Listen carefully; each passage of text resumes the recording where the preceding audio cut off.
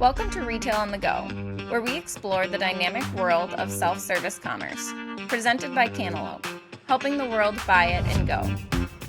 Like you, we've seen amenity-filled apartment complexes pop up everywhere lately. Let's talk about how we can add micro-markets to the mix. Ready? Let's go.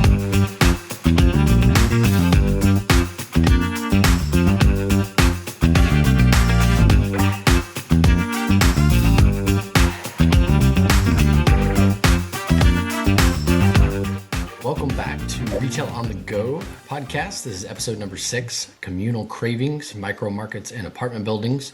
I'd like to welcome back Dave Little again for his third time. Everybody say hi, Dave. I don't think we need an intro anymore because hopefully all y'all know Dave very well by now. But new to the podcast, does work for Cantaloupe like Dave and myself, but would be Murphy McCullough. I'll let Murphy give a quick intro and kind of what he does here at Cantaloupe and why he's on this particular podcast, and then we'll get started. Nice, excited to be here. Super grateful that we're able to sit down and talk about what we're doing over at Cantaloupe. I got hired here, I want to say August of 2023, so been here for a little bit now. Hired to kind of be the tip of the spear of a new vertical. It's targeting residential apartment buildings, residential complexes, and implementing micro markets. So that's a little quick 3,000 foot overview of who I am, what I do here. Nice, very nice. Well, we are definitely glad to have you. I'm excited to go ahead and dive in because I know this is a very specific market vertical for Cantaloupe. And to be honest, I'm probably going to kick it over to Dave. Dave was kind of the brainchild originally behind this. Obviously, we know he has some real estate background. But Dave, do you just want to kind of talk about how this kind of concept came to life? And then we'll go from there. Yeah, this was back probably 3 years ago when we were 3 Square Market. We were acquired by Cantaloupe. Cantaloupe took the vision that that I thought would be a good thing to have markets. We typically were in company break rooms, right? We typically were in company break rooms that just offered for employees only. And man, I thought residential. There's people that work from home. They don't want to especially in the bigger cities. They don't want to drive very far. They get home. They want to go get a snack or something. They don't want to get back in their car. And so we decided on putting markets, self-pay markets in residential, and it kind of took off from there. Honestly, it's residential is kind of a passion of mine anyway. Like you mentioned, the real estate background, and then we create this vertical. We bring Murphy on. Murphy's taken it and ran with it. So.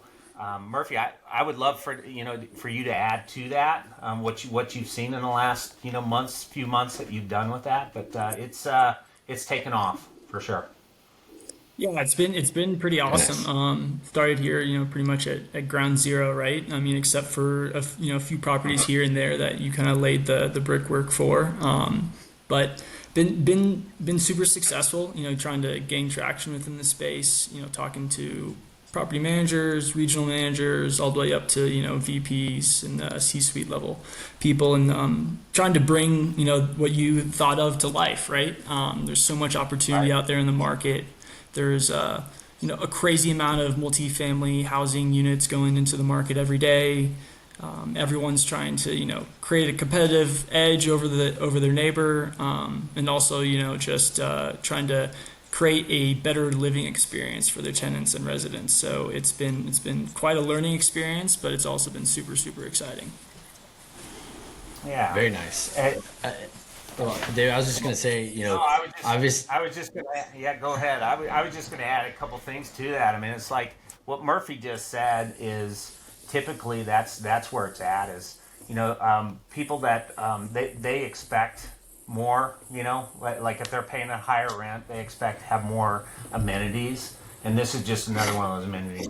It's an add-on to the top-notch gym equipment that they have in the building. We're putting a top-notch market, self-pay convenience store, everything from toiletry items to snack food to meals to everything. So it's definitely a good add-on for sure.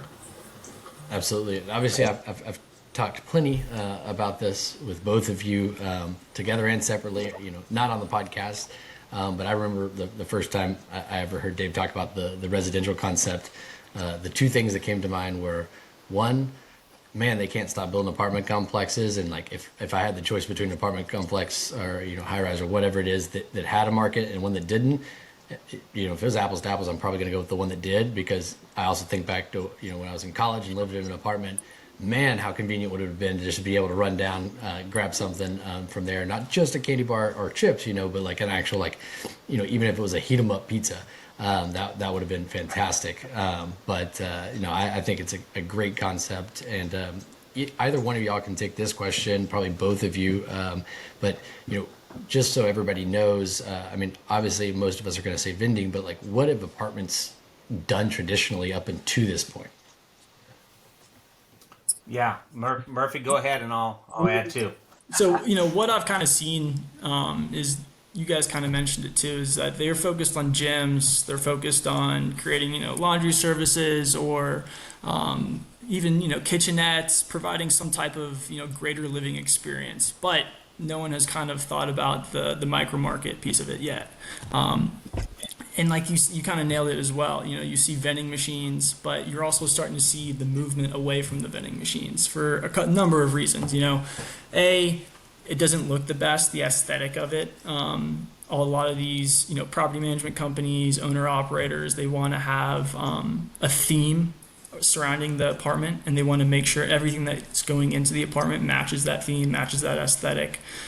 So traditionally, I would say vending is obviously a big one, but gyms, any type of entertainment, movie theaters, kitchenettes, that's kind of where the focus has been traditionally. Sure. And I would add to that in what Murphy said is that we're seeing that especially the high end luxury type places, they don't want to see just a vending machine. They don't want to walk into, not to cut down the convenience stores or anything, but the residents don't want to walk in and see a Circle K, 7-Eleven type atmosphere. They want it to match, right? With the products and services that Cantaloupe provides, our fixtures, the kiosks. We've built some really nice, we've got a widescreen kiosk to match the interior of those luxury apartments. So it's really been a good add-on, and little like Murphy said, little kind of ground zero where we started, and we're starting to take momentum to the next level. And I think that's what the residents expect it. They're paying a high price in rent, especially in a luxury high-rise place, and that's where we're going with it. It's awesome. Absolutely. Yeah. And the only thing I would add too, as well, is you see a lot of these apartments starting to act almost as like hotels themselves, right? They want to provide everything a hotel is providing to a tenant. So it's been awesome. Yeah. Very nice. So obviously, Murphy and Dave, y'all said that we've gained traction. You kind of started ground zero, gained traction, and things like that. What do either of you see as like what can drive the adoption of self-service micro markets in luxury apartment buildings? Not necessarily from like a traditional vending operator's perspective, but just in general of the residents actually wanting this. What do you think the biggest thing is for driving that adoption and seeing a lot more of these go in, nationwide? I think right now, I mentioned this earlier, is that the rate of multifamily units being added to the market every day is astronomical. So a lot of these apartments are competing with each other over tenants, trying to keep, capacity above a certain percentage. So I think that's a huge driver as well. I think they're looking, hey, what can we do better than the apartment next to me? What can we provide, that this apartment doesn't? So that's been a huge selling point for me, just to get the attention of a lot of these apartment complexes themselves. But Dave, I don't know if you have a little other drivers, but I think for me that's the main one. Yeah, I think it's just adding an amenity that retains those residents, right? Especially if it's and it could be ownership. Maybe even it's a luxury upscale location that maybe it's not just renters, but ownership. People will go in and buy a condo or whatever that might be. They want to have that amenity. I think it's just an add-on, like Murphy said. It's what can I do better than the guy next door? How can I get those people to come and rent from me rather than the guy next door? And I think especially in the bigger cities, we're seeing it, luxury type locations. It's just an added amenity that definitely will be. It's growing and growing and growing, and there's no stopping it. Like Murphy said, you can go in any major city right now. I'm in Phoenix, Murphy's in Denver, and Russ, you're from California. I mean, just drive down the street and you'll see another luxury apartment going up. So that's where it's going. There's no question about it. Yep. Absolutely. And Murphy, obviously, like you're spearheading this inside of Cantaloupe, but say we have an operator that's listening and they want to, they have vending machines at a nice apartment, complex or whatever you want to say, and they want to try this out. What would you say to them? Like, what is their pitch, or like how would they convince an apartment complex that they already have vending at that they should switch to these, a market, if that makes sense? I mean, the first thing that comes to mind is the items that we're able to offer in a micro market. It's almost like a 7-Eleven condensed down into 8 feet. So I think Dave said we can provide toiletries, we can provide dry snacks, but also work from home is a huge thing now. Everyone is either working from home full time or 3 or 4 days a week. So providing that ability to go downstairs, get maybe a pre-cooked meal or a frozen pizza or something that's quick and easy and convenient, that's a huge selling point to some of these apartments. Yeah, I would agree 100% with that, Murphy. It's the products that you can bring that and I said it earlier, but somebody that has been in traffic for an hour and a half to get home, and they realize, hey, I need a gallon of milk or a half a gallon of milk or a loaf of bread, or I lost my toothbrush on my business trip and I don't want to get back in my car and drive. I can walk downstairs and buy it. So it's really I like to call them convenience, on-site convenience stores is really what they are, rather than just an on-site market. It's really a convenience, and the thing is, the residents are willing to pay a little bit more for the products, right? So that just gives the operator that's going to run that location, they're going to get a little higher ticket priced items. They're going to sell more items. In a typical vending machine, you're going to sell one item at a time, right? You walk into a convenience store, what do? You pick up a drink. I'm going to get a bag of chips, a snack, maybe it's a meal, whatever it might be. So for the operator, all of a sudden he's selling 3 or 4 items instead of just that one vending machine item. So it's really a win-win for everybody. And also from the employees at the apartment as well, that it provides an amenity for them, to be able to grab lunch or a snack or a quick drink while they're on the job. So you're right, it's a win-win-win for everybody. Yeah. And Dave, I feel like you were starting to answer my next question a little bit. I was almost going to jump in and just ask it while you were answering it, but I thought I'd wait. But the last question I asked was how does an operator convince an apartment complex? So trying to flip that question, like how does this benefit the operator, and how do if operators got a couple micro markets in what you started off with, Dave, a traditional setting, a break room, a warehousing or distribution facility, something like that. If I'm an operator and I'm sitting here, I'm thinking, if I'm putting in this money for a market and the cost of that, but based off what y'all are telling me, it's a gap that's bridging, vending and convenience. So I'm going to have to get products that I might not have, milk, a loaf of bread or whatever, which absolutely makes sense to have there. But that's going to be adding SKUs and things like that. So what would you say to an operator to help them understand why it really is a worthwhile investment for them, especially if it's something they've never done before? Yeah. So really now we're in a little better place than we were 3 years ago, right? So now we have some stats to look at. We have some things to look at, some numbers that we can look at and say, hey, this location at one time just had a vending machine. Now it has a market. Now it's doing X. Maybe it's 2X, maybe it's 3X, maybe it's 4X of what they were doing before. I just think they're in business to make money, right? They're in business for and we all are to make that paycheck or make our paycheck bigger, right? So I just feel like that's a big driving factor. Yes, the initial cost, and the thing is, and I came into this industry about 8.5 years ago, 9 years ago. A vending machine, the cost of a vending machine, you could literally put a market in almost, right? So, I mean, there were some cold food machines at one time that I can remember. I'm just throwing some numbers out there, but I think it was like 7,500, $8,000 for a cold food machine. We can stick a whole market in there for that almost, right? So that's a driving factor for the operator for sure. And the other side of it is we can build around the space that they have. And I'll let Murphy kind of go into what we do to create that space.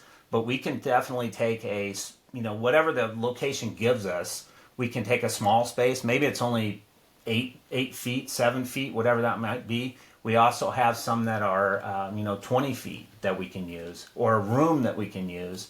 And Murphy, if you want to kind of explain the process, what we do there as far as going in and helping the operator and some of the things that we do, to create that space.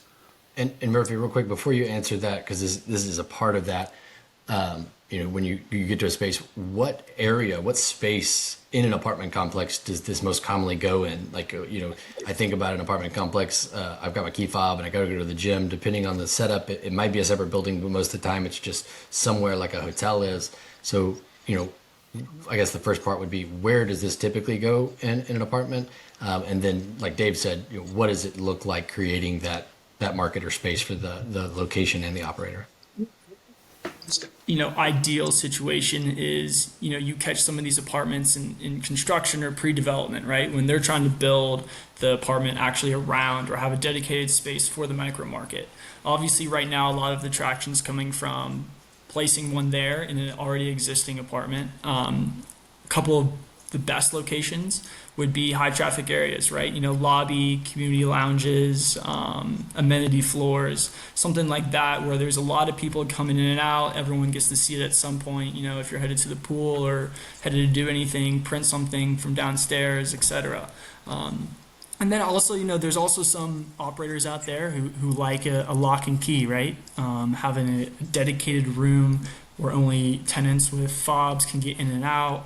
It's a lot easier to keep shrinkage and theft down, but also keep track of, who's coming in and out of that room, who has access to it. There's no just random people showing up, taking stuff, and then never coming back. Because I think that's also another thing is like these operators, no one wants to steal from a place they're living in, right?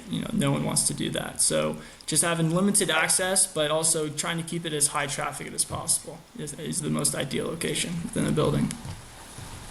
Yeah, Murphy touched on something there, and I'll just spend 2 seconds on it. Is nobody wants to have that market taken out because of theft, right? So the residents are going to protect that amenity. They love that amenity. Once a market is in a luxury apartment, those residents don't want to lose it, right? So, if they have a problem child, they want to talk to those neighbors or they want to talk to whatever. But honestly, across the board, we're not seeing that. We definitely are not seeing a big theft of any kind. Is there going to be theft? Sure, there's going to be a little bit. I think we have solutions in place now, and that's probably a topic for another episode. But we do have solutions in place, and that is growing more and more. We've got, cooler cafes and some of the other products that we've got, some other products that are coming out soon that will eliminate some of that theft issue. And so, I see it as a win-win again. And then as far as, from the operator standpoint of helping them, talk to the apartments and stuff, I'll give Charlie Hilger a shout out here. The mock-ups he does, the renderings, he's able to create, almost recreate an atmosphere of what it's actually going to look like inside the apartment building. Really helps push those decisions up the corporate ladder. Also, like on site at the property, people, obviously are more enticed by something that they're able to see and visualize rather than just, me putting on my charm and a big smile and saying like, hey, this is the next best thing. Well, ownership wants to see. Yeah. They're visual people, especially if they are truly the owners in a high end building. There's a management company, and then there's the owners, right? The owners want to see their visual. They want to see what their property is going to look like. What are we going to offer to our residents? Yeah. So, Murphy, that's a great shout out to Yeah. Charlie too, by the way. Awesome. And also too, like our capabilities, being able to showcase like, hey, we got X amount of color options, we got a ton of different designs that we can play around with, because I feel like every market we place is pretty much custom, right? We come in, we measure it out, we make it fit like a glove, and everything's unique to that certain location, which is also a great selling point. Like we're not going to come in and just put something off the shelf and stick it here, and we're going to make sure it looks good. We're going to make sure it's run well. Trying to make it a win-win-win for everybody. Yeah. Very nice. That actually kind of is a nice little segue. So you set me up nicely there, Murphy. For my next question, you said a win-win-win. We've talked about it from like the operator's perspective there. I'm a apartment complex property management group or owner or whatever it may be. Obviously we've touched a lot on how it's an amenity, right? But okay, yeah, I want to offer an amenity to my tenants, but what is the true benefit for me as an apartment owner? And then just to throw this in there as well, how big does my apartment complex need to be? Like, am I too small? Am I too large? Like, what's the sweet spot for that? I think when it comes to the size of the apartment itself, we have some templates we go off of, but like I mentioned, everything's pretty much custom. I would say ballpark numbers though, if it's around 150 units is usually kind of our starting point, and then obviously the bigger it gets, the better it gets for the operator and Cantaloupe. So anything above 150 is very that's what we're targeting. Anything above 150 units. I'll throw a little bit of a stat out there that we did. I think it was 3 years ago. With the National Multifamily Housing Council. I had to look at my sheet here to say that, but it was back in it was about 3 years ago, and they actually said that 63% of apartment residents say that their hectic lives cause them to look for other ways to have more time, right? So the other part of that is millennial residents report that they're willing to pay up to $45 extra per month to have that market in their building. In other words, so they could maybe not take a rev share or something, but they're going to gain on the rental side. They're going to have residents that retain and stay at that apartment because that's there, right? So that's just another piece, just a little stat that we had from a couple years ago. So yeah, I like that, Dave, because obviously it's an amenity and everyone can understand and see that, but at the end of the day, these guys, they're just like everybody else. Those apartment complex owners, they're in it for the money, and so any way that they can add additional revenue to their business, they're gonna try to. So I like that, throwing that stat in. I'm glad you had that stat sheet. When you say the multifamily housing council, I like that. Yeah, you like that? Okay. Very nice. We've touched on the markets. It's the residential markets themselves and kind of how they're doing, and obviously. Murphy, you've been working on this for about the past 6 months. Dave, you've had this vision for 3 years, but it's really coming to fruition now. I'm going to make this comment and joke because Dave's made it himself. Man, these would have been fantastic during COVID. Just because nobody could go anywhere. Why you just have to go down to your micro market. But just kind of taking to a higher level view than just residential apartments, but because of this is where someone lives. If they work from home, this is where they work too. And we get into that world, and I said it earlier, bridging the gap between vending and convenience. But these kinds of setups, and I feel like we talk about this towards the end of every episode. Maybe our producers are actually making that intentional, but how is that really changing self-service retail? Dave said something about the millennials don't want to, they want to get as much time as they can, things like that. So how overall is this changing self-service retail as a whole, not just residential markets? Yeah. Murphy, you can add to this, but it's a really a piece that we're adding an amenity that's where we live, work, and play. Right? We've said that for a few years, but I think overall, I think the markets in general, even across the board, but especially in residential, because that's what this episode is about, right? So we're going to stick with that. But I think it definitely is changing. People are things are becoming more self-pay, right? They're becoming more sufficient. You go to a gas pump, you don't even have to talk to anybody. You go to a grocery store, you can check out without even talking to anybody. Same thing here. People come home, they're ready to go. They don't want to talk. They just want to grab their stuff, go back to their apartment, enjoy their meal, snack, whatever that might be. But I do think overall it's changing. It is changing the industry, and I think you'll see a big growth in this as we found a need for Murphy, and Murphy's doing an awesome job with it. We're taking it to another level, and I'm excited to see it. I'll be honest with you. I'm glad that the idea that we got to another level, and I'm excited to see where this goes. I think we have an episode 6 months from now. We have 300 or 400 more locations in place. Yeah. There's no question. I would agree too. I think, everyone's looking to make their life a little bit easier when they can, right? So you're going into an airport, you have unattended self-service, kiosks and checkouts there. You have it in hotels now, you're having it in residential apartments. So you're starting to see a move almost away from the traditional vending, especially when operators get wind of, hey, we can mark up a little bit, we can make a lot of money, there's a lot of opportunity. Not a lot of other operators are trying to get in right now. It's a little bit of a green field. So that we're definitely seeing a shift here, right? From taking out vending machines, putting in micro markets, but yeah, it's actually super cool to be a part of and to see. I'm excited. Yeah, so Dave threw out the stat a minute ago about millennials, and don't always want to admit and claim that that's my group, but I think statistically I am a millennial. I believe Murphy's a millennial as well, and we obviously grew up and morphed into this now generation. We want everything right now, like instant gratification kind of things, and so I think of the not having to go somewhere else. Like you said, efficiency. What do we do? And I also think back on my 8th grade trip to New York City that we fundraised all year for. We got there, and one of the things that I asked a question about was, we're in New York City. I'm from a small town. I'm looking around, and I'm like, man, I don't see any grocery stores. Like, I just don't see any grocery stores. You saw convenience stores, but you didn't see grocery stores, like the big grocery stores. And of course, they don't have Walmarts in New York City. And I asked our tour guide, and he said, well, no. He's like, people don't really drive, they walk, and so they can't go to a grocery store and get a week's worth of groceries because they can't carry them back.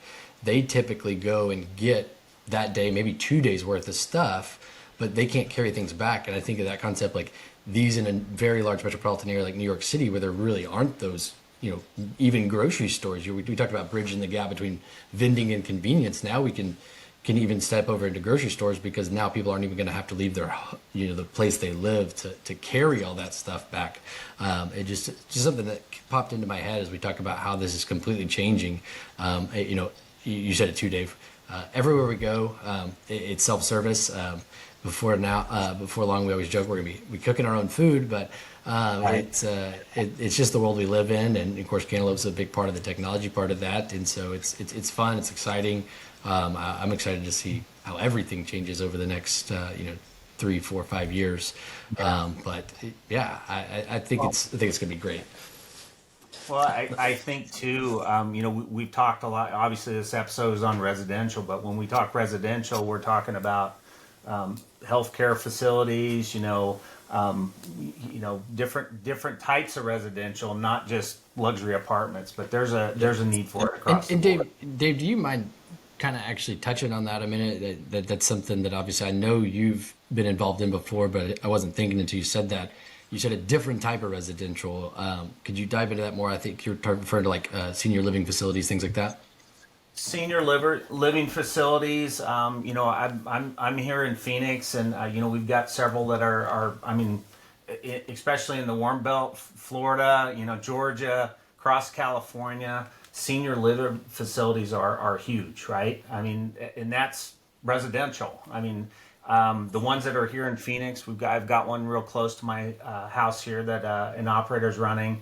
She was a little nervous about putting it in there at first because, again, we're talking about an older generation, right? I may be in that category right now, Russ. So we'll see.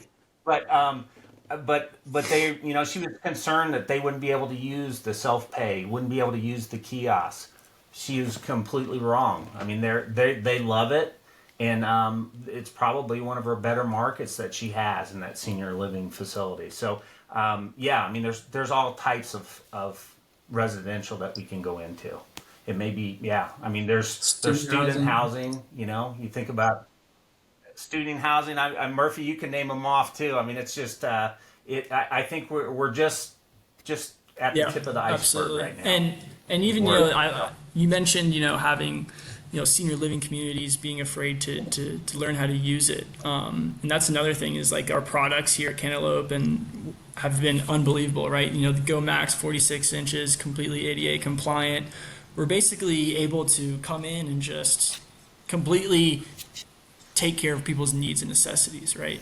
Make it easy for whoever we're selling it to, whoever it's catering to. The products we provide are super solid, and everyone's been super happy with them as well.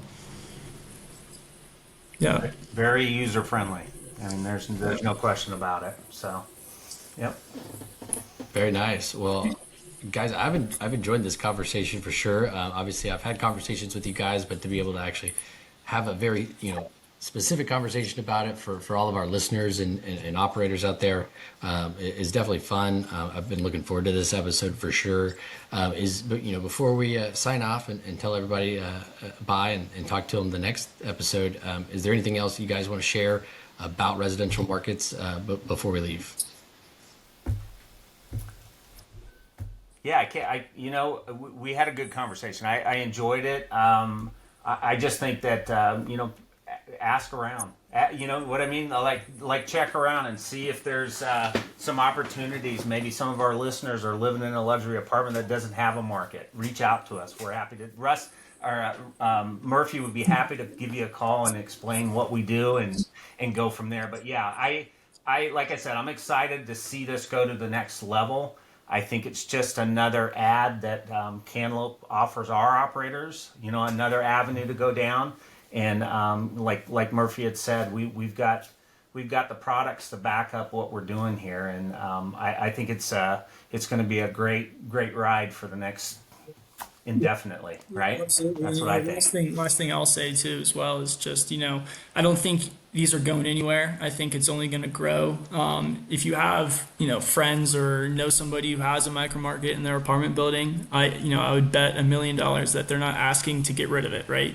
They're probably asking for a bigger market or supply more food, and it's really starting to open up a lot of different revenue pathways for the operator, but also for the apartments themselves. So been super excited.